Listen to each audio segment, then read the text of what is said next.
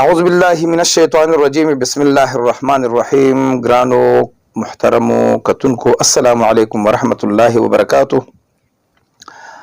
زه چې به تاسو ته نن کوم عمل خیمه دا عمل زما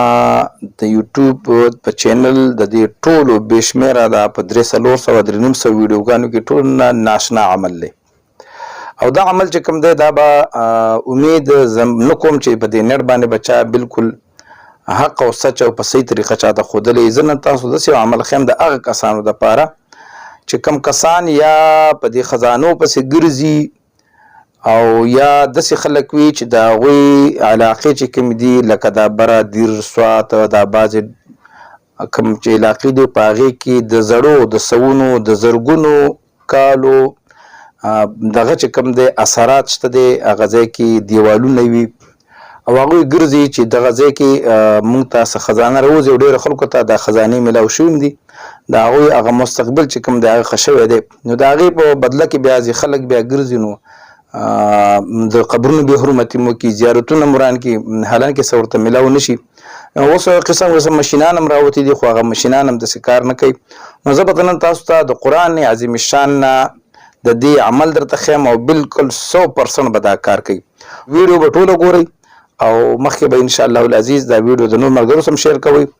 نو راځو خپل ویډیو طرف ته. هغه کسان چې د چا یا دا کاروبار وي یا د چا په کوم ځای باندې په یو مکمل غټه ایریا باندې شک وي چې دې ځای کې به خامخا څه وي خو پته نشته دی چې کوم ځای کې وي. دا ناممکن هم ده چې مثال لکه اوس یو سړی ثابت غر راکني یا ثابت یو کنال ځای یا یو جرب ځای راکني او هغه ځای کې زاړه دیوالونه وي او دا ګمان چې دلته به خامخا څه وي. نو د هغې دپاره دې عمل ته تاسو چې کوم دی متوجه شئ. دا کوم تعویض چې تاسو ته زما په دې سایډ باندې ښکاري دا تعویض به هم په دې طریقه باندې په یو کاغذ باندې ولیکئ چې کله په کاغذ باندې ولیکو په توره سیې باندې دا به ولیکئ او بیا به د کاغذ راوالی په اوبو کې به حل کوئ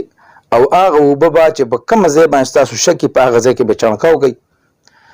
چې دام کله وکړو بیا به یو د هغې سره یو ځای کولی شئ 2 تعویضونه یو ځای هم لیکلی شئ بیا به دغه نقش راواخلئ په دویم او هغه به یو سپین چرګ به راونیسئ او دغه سپین چرګ په غاړه کې به د تعویض واچوئ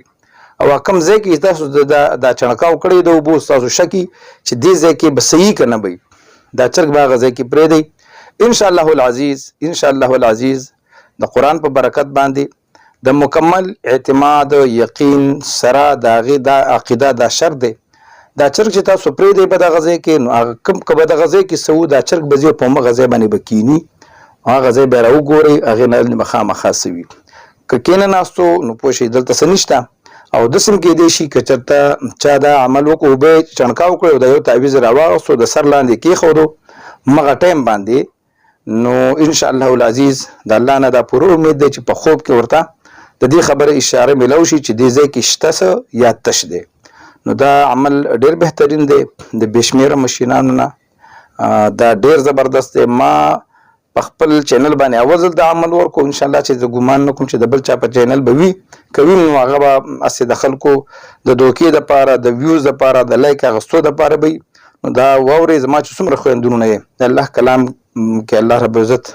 ډېر کمال اچولی دی. انشاءالله العزیز تاسو ته به د دې نه ډېره زیاته فایده میلاو شي. د بلې ویډیو پورې ما اجازت راکوئ. د الله په امان.